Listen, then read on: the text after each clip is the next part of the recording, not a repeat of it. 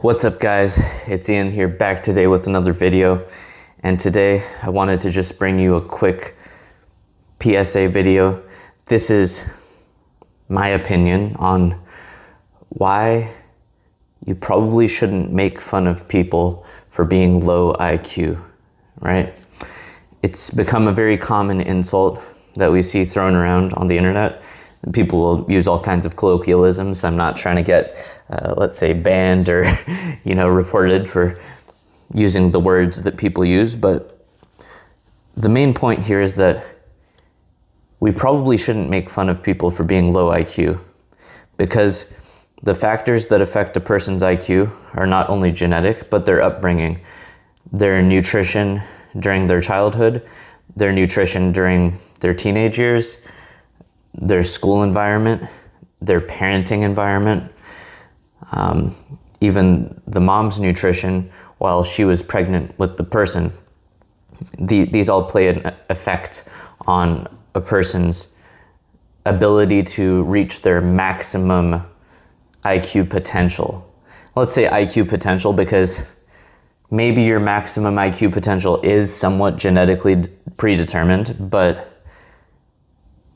all kinds of things in our environment can throttle our ability to reach that full potential. And that's why it would seem inappropriate to make fun of other people for failing to reach their full potential. So let's just give a few examples. One of the most eye-opening examples that I've heard recently is from Professor Jiang. He brought up the concept of, on average, wealthier parents, they will encourage questioning and critical thinking and discussion from children versus poorer parents. On average, not all of them, of course, they will be more authoritarian with their child raising approach. They'll more like sit down and shut up, listen to what I say, listen to authority, listen to the teacher, listen to the police officer. You should probably listen to police officers. Don't stick your neck out for no reason. Don't get shot by a police officer just over a meaningless argument, right? But yeah, generally lower income people on average will instill this don't ask questions type of approach into children.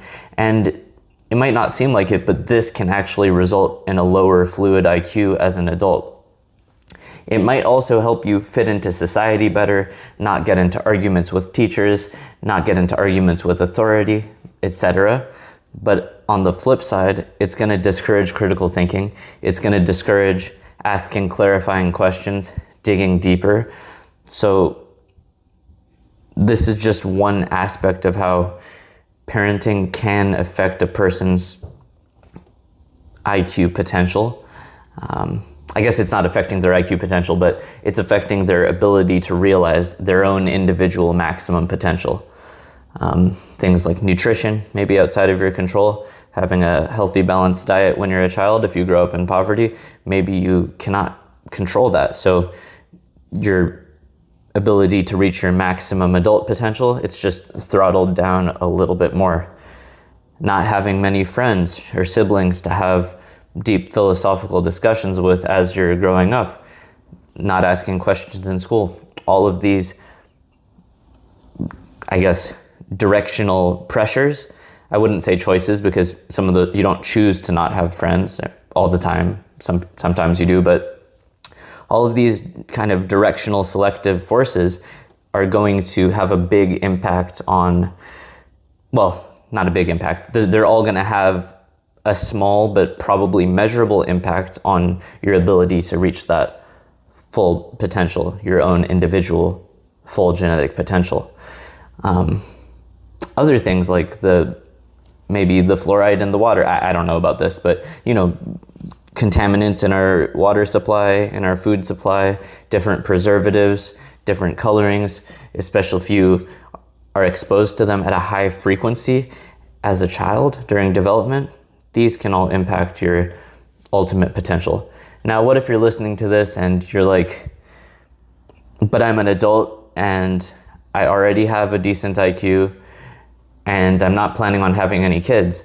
Well, that's actually, for you to be a high IQ adult, it's maybe one of the, and choose to not have any kids, that's kind of like committing voluntary genetic future self-elimination.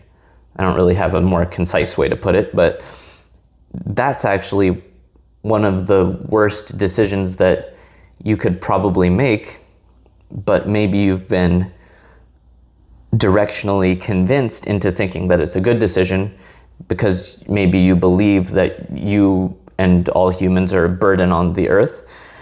And maybe objectively we are, and maybe all the other animals would do better without humans. That may not be the case because animals have come into existence and gone extinct all throughout the history of the earth without human intervention. Humans can shepherd certain species to continue to exist that otherwise may go extinct.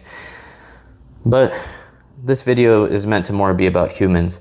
And for you to say that you're voluntarily not having any kids and you don't care about making fun of low IQ people because you'll never have any kids, that seems to be a poor decision, and it seems to be wasting all the effort that all of your ancestors had to go through in order to bring you here. And it takes a certain way of looking at the world and valuing your life to come to the conclusion that having kids, and potentially a lot of kids above replacement rate, especially if you can afford it, that's what most of the billionaires are doing. They have lots of kids. But yeah, having kids is probably the best strategy that you can have for yourself and your future genetic lineage. It's what both the billionaires who've considered all the factors do, and it's what a lot of the lower income people do. They have a lot of kids too, and maybe they have considered all the factors and they realize this is the best long-term strategy because genetically their lineage will continue to exist regardless of financial status.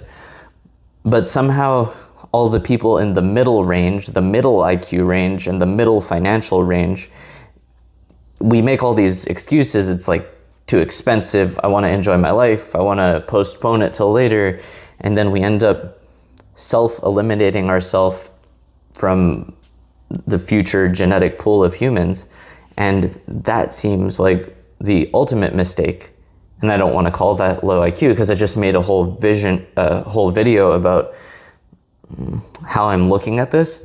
But yeah, I think we should really stop insulting people for being lower intelligence.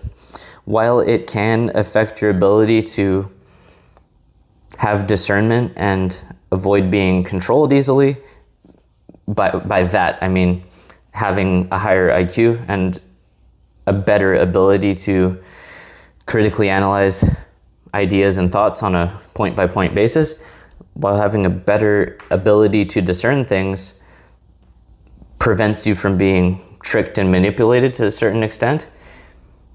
Elaborate enough psychological operations can trick and manipulate even the brightest people. Maybe that's not true. Maybe a certain range of people can see through any psyop, right? But the main point of this is that people have issues and they're dealt hands that they can't control.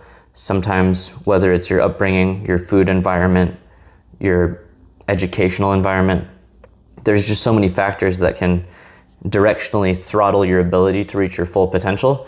And then people reach adulthood with low IQs, lower than they could have potentially had.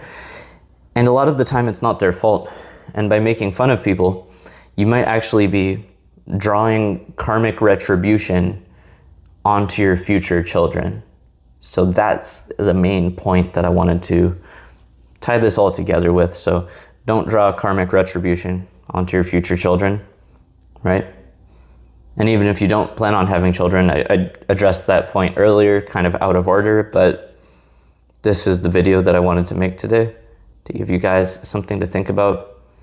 Because even people who are lower IQ, they still have something good to offer to society. They can still do very valuable jobs, fulfill valuable roles in society. There's nothing wrong with those people. They're not inherently of any less value as a human just because they have lower IQ. And furthermore, if you think that you're some higher IQ person and that makes you morally superior, well, first of all, it doesn't. But ultimately, wouldn't that mean that you have a moral obligation as a higher IQ person to help prevent the lower IQ people from being led astray and tricked and manipulated? So just some food for thought here. So if you are, if you've taken tests and you know you're a higher IQ person, and the thing is, I think people who are actually higher IQ, they don't make fun of people for being lower IQ because they realize how multifactorial it is. And a lot of the things are outside of people's control. A lot of those factors are outside of people's control. So yeah, don't make fun of those people. But then also, it's kind of your responsibility to help other people where you can, where they're willing to accept help. You can't force people to accept help. But yeah, this video, it's been long enough, and drop your comments down below. Let me know what you'd like me to talk about next. And yeah, I was watching some videos earlier today, and I really thought about this point and how I wanted to elaborate on it, talk about it a little bit at least. And yeah, comment down below. Let me know what you'd like to see in the next video, and have a good day.